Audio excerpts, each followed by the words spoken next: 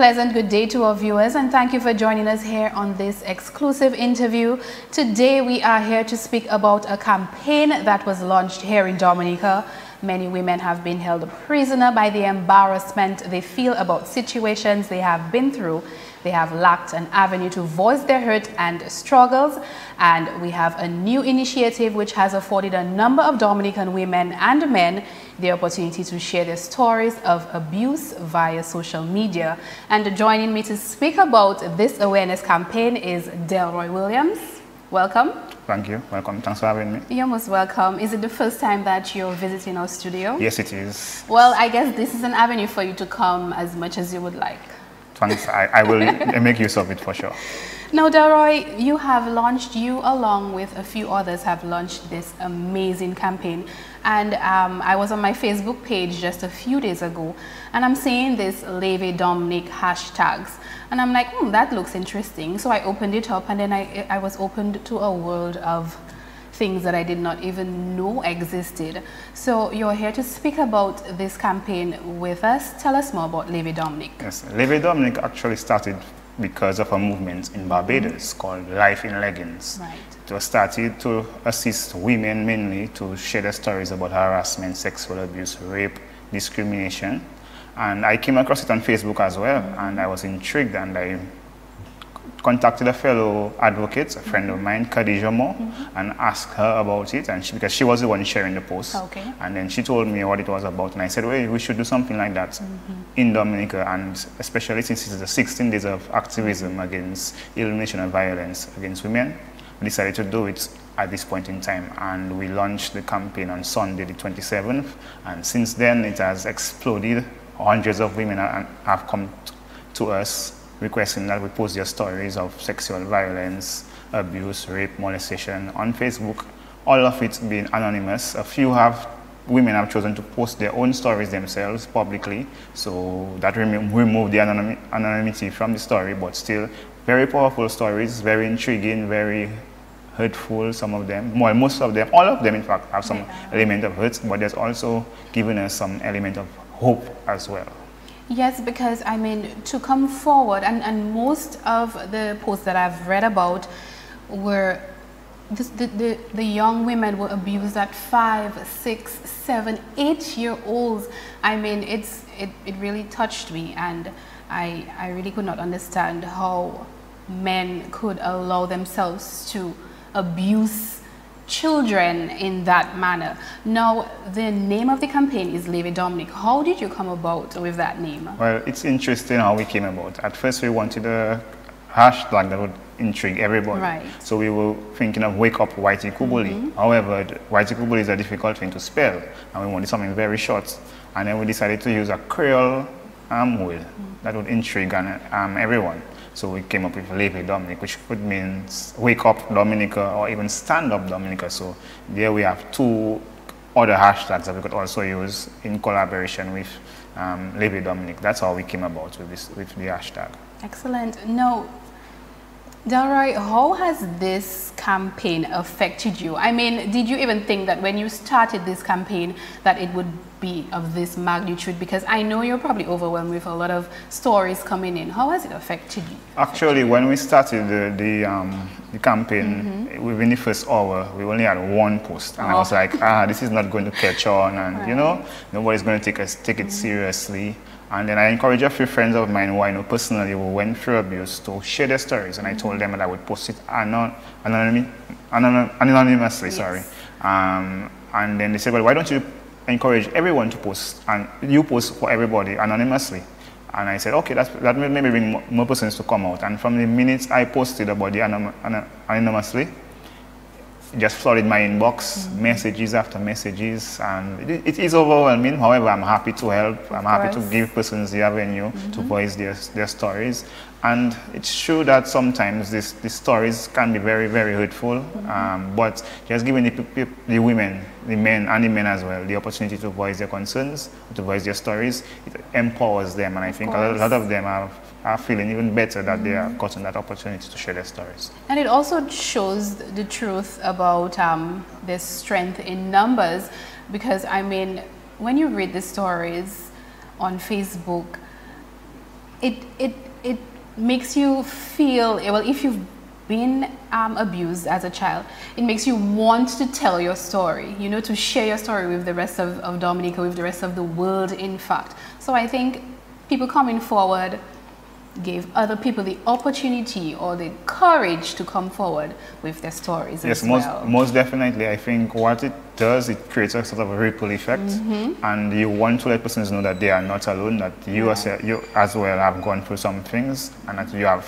persevered. You are now a survivor, no longer a victim. And I think that is what the real issue is. How do you cope with what you've gone through, and how do you push on and become a survivor? Because all of these women, the men are survivors. Right. They have gone through, they have survived the abuse, and now they are looking at ways to cope with it, but also to push on and live normal lives. Nobody wants to stay in their cycle of hurts forever. So that is the important thing with also sharing the story. It gives you that empowerment, that push to move on with your life and to ensure that you can live some sort of normality within your life. And I'm glad you mentioned normality. Do you think that some of these women and even men actually live normal lives? Well, at this point, very few of them actually are able to live what we consider normal lives, right. Because they are living with the hurts and with the pain, exactly. with the shame. However, they are able to function within our society. What we have been pushing for, what we have been asking all of them to do, is to consider counseling, consider reporting their cases to the relevant authorities. We have actually put a number of them in touch with counselors, and I think that's just the next step. Accepting the fact that they themselves need help to deal with the situation. A lot of them have had negative experiences, not only with their abuser, but with society in general, in terms of how they go about reporting, the things that were told to them when they went to make reports and so forth. And they still have that shame, that stigma attached to it. So we're trying to make it an even more comfortable experience for them to report to counselors and to the police. Okay. Since the campaign was launched, has there been any reports to the police? Yes, we actually have a few stories that persons are already involved in reporting to the police. They just wanted the opportunity to tell their stories, and since then we have actually put some persons there in direct contact with police, but through 100 tips, the online hotline that they have, so they can also continue to contribute or to report their stories, but anonymously. Okay. Dara, do you think that this awareness campaign, Leve Dominik, is sort of a deterrent for abusers in society? Well, what we do hope is that they themselves will take stock of their actions, and they will seek to, some sort of treatment, because that's the issue of abuse can become one that it returns, it reoccurs, because the abuser is recurrent. So they abuse one child, they get away with it, they figure they can do it to others, and they build this sort of ego, and that is something that they should be doing. What we want to encourage them to do is to seek counseling, seek advice, seek some sort of help, because it is a mental issue that they're stuck with. It's a mental issue that they are fighting as well. So it's not just about the abused, but it's also about the abuser as well, because we need to stop that cycle. Of course, because if you were abused, let's say I was abused as a child, and I grew up with the mentality that it's okay to abuse others. Right. And if you don't receive that treatment or that counseling that you need, then you're going to end up hurting somebody else. And then that person, as you said, it's a ripple effect, will end up hurting somebody else as well. A number of studies have been done, not in Dominica, but internationally, that shows that most persons who become abusers who actually abuse in their youth, and actually, like I said, it's a vicious cycle. The abused becomes the abuser later on in life. Yes. Excellent. That is so true. We're going to take a quick break, and when we return, we'll have more conversation with Delroy right here on CBN4.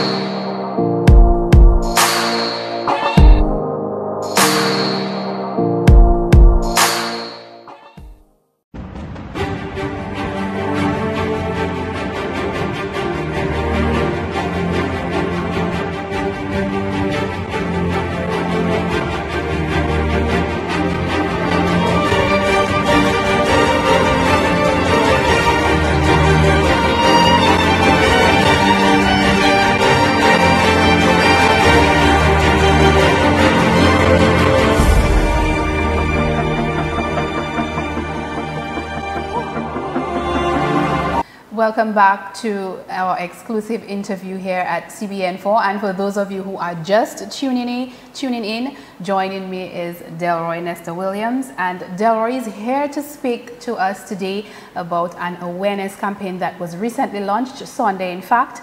And this campaign has taken social media by storm, where women, men and children are telling their stories of abuse. And Delroy, thanks again for joining us here. Thanks for having me. So far, our conversation has been going on really, really good. I'm learning a lot from this awareness campaign. That means I'm doing my job. You are. Now, Delroy, what I haven't seen a lot of in the post on Facebook is women who are being physically, mentally, and probably verbally abused. Most of the stories that I've been reading upon are sexually based. Have you received stories where women or men are being physically or mentally, verbally abused? We've had a few posts, a few stories that deal with physical abuse, and a few, maybe one or two, deal with emotional abuse. The majority of the stories, 93 to 95%, have been about sexual abuse, rape, molestation, because I think that's the issue that most persons identify with and that they feel comfortable in speaking about, and also it touches more persons. The idea of watching someone and they're smiling all day long, but still they are harboring that secret within them, I think that is what touches a lot of people, and it's the magnitude of the stories as well. There are persons as old as 60, 70 years who are talking about things that happened to them when they were 5, 7 years old. Plus, we have persons, teenagers now, also giving their stories. So it touches a whole generation, or it's cross-generation in terms of the type of stories that we've received, and the details of the stories are also intriguing as well. I have been bombarded with these stories, having to read through them, sometimes assist the persons in writing their own stories, and I can tell you at one point in time I had to step back and actually decide to take a 10 minutes break just to compose myself, because some of these stories are very touching, and I know a lot of these people because some of them are my friends. I've received messages from family members as well.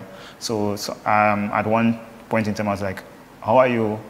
I've known you all my life, and you've never once mentioned this to me. But I'm still thankful that through the initiative that they were able to open up and share the story, and I'm trying as best as possible to help these people to receive some professional counseling and to move forward with their lives. I think that's the most important thing, that they are able to move forward from this. So true. Dara, you've been an advocate for quite a number of years. I've never met you personally, but through your Facebook posts and stuff, you always post really positive things. Now, in your own opinion, what do you think and feel that society needs to be able to curb the number of sexual abuse that has been going on over the years here in Dominica? Well, first and foremost, I think we need, as a society, to remove the taboo on the discussions.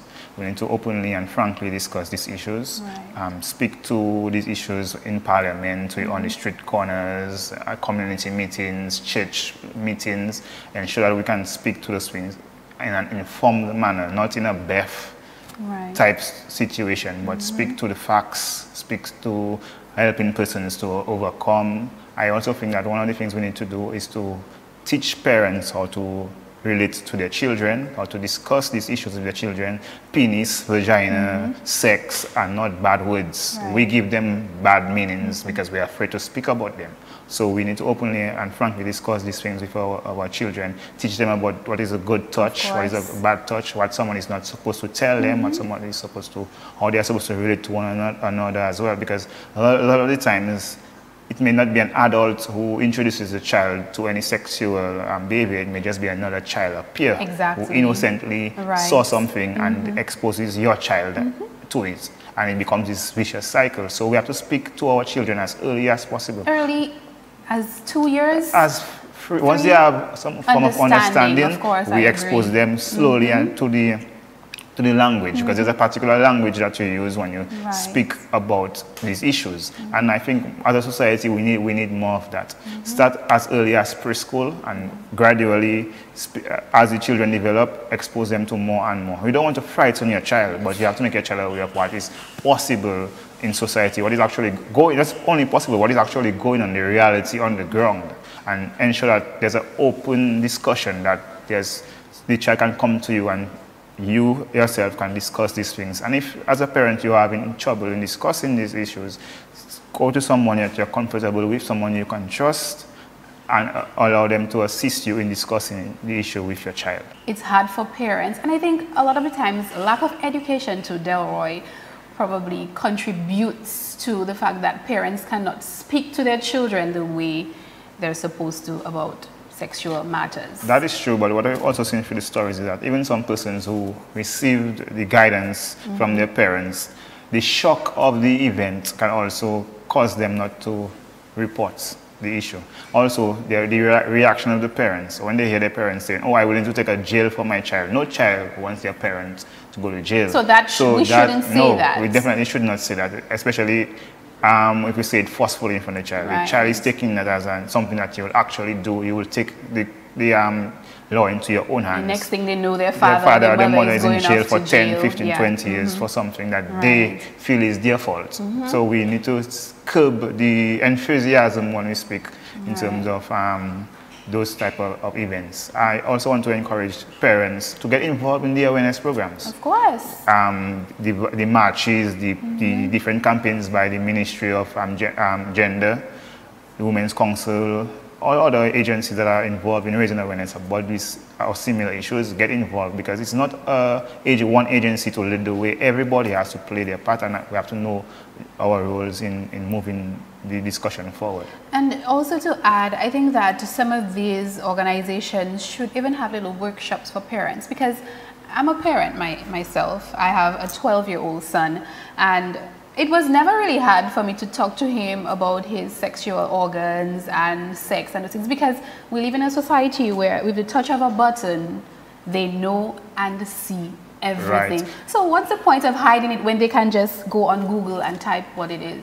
Definitely, and it's we are a more global society. We are. Nothing is really hidden from children anymore. You as a parent may not want to speak to it, but the child is already exposed to it. Right. Whether or not you control their phones or their tablets or their computers at home, some other child who's exposed is going to expose your child. Exactly. Because we are social beings. We will interact with one another. So you may not directly expose your child, but your child is being exposed, whether at school, at play, or some other event. So definitely this taboo that we've had, this wall we've put up as parents or as persons in society where we do not speak to the younger generation about these issues, we have to break that down. And that is part of the discussion as well. That is why Leve Dominik is so important. We are encouraging parents to take the mantle and to do and to have the necessary discussions with their children. Yes, because sometimes we think our children are innocent, and they're not. They basically know probably more than you do as parents. So we also don't want to alarm persons too much. Really and truly, most of the stories that we share occurred when persons were in their early 8 to 15 years. Yeah. So you as a parent right now, if you're 8-year-old child, you may think, oh, I have to. Of course, but it's scary. There is a process. You don't just grab your child and say, did this happen to you? No, you encourage your child, you open the lines of discussion, I explain to them what is going on in their society, and I tell them, if something is happening to you, please come to me. This is, I am your protector, I am your provider. I want what's best for you, and I will do my utmost to ensure that you will live in a comfortable environment and you are protected. If something has already happened to you, let me know. And that is the most important thing we can do for our children. Right? I saw on Facebook the other day a story where a young girl, she was on a playground having some fun, and this stranger approached her, and the stranger said to her, "Come, let's go, your mommy asked me to pick you up." Right. And she said to the stranger, "What's the password?" And then the stranger left and she went running. Right. So these are the little tips on how we can have that relationship with our children. I know that story, Yes. and I think that password is a very good initiative. It is. And that's a secret word between you Yes, and your child, of and course. the child. They will speak to it because they know that you train them to Right. use that password, and Right. it's something that they're aware of. They know what a password is because Of course. through their use of gadgets and so forth, they already au courant with Right. that terminology. Yes. Okay, excellent. Now we have Leve, Dominik, that campaign. What is next? You've given women the opportunity to open up about their experiences. Now that they've opened up, you said you've counseled a few and you've also referred them to counselors. What is next for the campaign? Well, the campaign continues. What we are planning to do, or what we are engaged in at present, is to develop. We're developing a video script to do an awareness video. So it takes it beyond Facebook, and we can also make it available to the media houses so that they can play on the various channels. Right. We are also planning to partner with a number of agencies in Dominica, Lifeline Ministries, and do some activities, get these women involved in some empowerment projects. We're also doing, in January, hopefully to launch a yoga initiative where we'll bring the women together to do some yoga classes, so that as a opportunity to relieve their stress, to calm themselves, and to just something to interact with one another. Right. We are also planning to bring them into focus groups to discuss their issues, and just for them to know that they are not alone, that there are persons who support them and who are out there willing to assist them into getting back some sort of normality within their lives. And the online campaign will continue. As much as we get the stories, we will continue posting the stories. It is now not only in Barbados and Dominica, but Guyana has also launched an initiative. Great. And Trinidad, there are persons in Trinidad who are also speaking to me about partnering in terms of the initiative. And what we do, once the country has developed the hashtag, we add it to all the other hashtags. So once you click one hashtag, Everything you get the opens stories up. from all the other Oh, countries. So that that's is great. something that we are hoping to push across the Caribbean. Excellent, Delroy. I must say this initiative, I fell in love with it from the beginning, and I'm sure that many other women and men and children out there share my sentiments. It was really good having you here with us today to discuss with us about the campaign. Now, before we close up, if somebody is interested in telling their story, what's the process? Okay, before I even go to that, I just want to say that we've received minimal stories from men. We want to make a special appeal to men out there who have stories to tell, that they shouldn't feel shy, shouldn't feel ashamed. They can contact me via Facebook, Delroy Nesta Williams, or Khadija Mo is a Facebook name. Or just look for the hashtag Leve Dominik. Click on it, you will see the number of posts and you will see our names there. Send us a message. My contact number 615-5881. I'm available on WhatsApp as well for communication and conversation. As we go forward, I just want to thank CBN4 for having me in this interview, and say to all those who have shared their stories, you are not alone. We are with you. We are moving forward with this, and we are hoping to impact Dominica in a very positive way. Excellent. So, guys, you've heard Delroy Williams joining the campaign. Even if you don't have a story to tell, but you can show your support, you can leave positive comments. It's just a really good initiative, and not just women and girls, but every Dominican should be on board with this as well. Thank you for joining us.